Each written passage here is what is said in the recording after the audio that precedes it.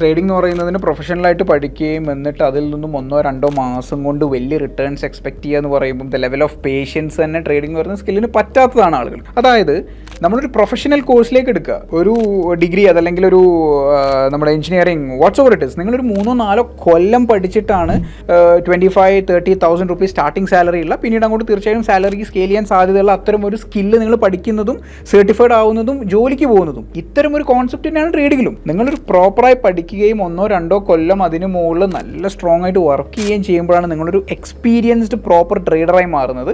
അതുപോലെ ചെറിയ സ്കെയിലായിരിക്കും നിങ്ങളുടെ ഏർണിങ്സ് സ്റ്റാർട്ട് ചെയ്യേണ്ടതും അത് പിന്നീട് സ്കെയിൽ ചെയ്യുക എന്നുള്ളത് തന്നെയാണ് അതിൻ്റെ പാറ്റേൺ ഓഫ് എക്സ്പീരിയൻസ്. അപ്പം മറ്റേതൊരു കരിയറിനെയും കാണുന്ന പോലെ ആ ഒരു പേഷ്യൻസ് നിങ്ങൾക്ക് ട്രേഡിംഗ് എന്ന് പറയുന്ന ഒരു കരിയറിലേയും കൊണ്ടുവരാൻ പറ്റിക്കഴിഞ്ഞാൽ പ്രോബ്ലി സക്സസ് റേറ്റ് കൂടുന്നുള്ള ഉറപ്പാണ്. അപ്പോൾ ട്രേഡിംഗ് എന്ന് പറയുന്നതിനെ വളരെ പ്രൊഫഷണലൈസ് ചെയ്യുക എന്ന് പറയുന്നതാണ് നമ്മളെ സംബന്ധിച്ച് ഏറ്റവും ഇമ്പോർട്ടൻ്റ് ആയിട്ടുള്ള കാര്യം എന്ന് പറയുന്നത്.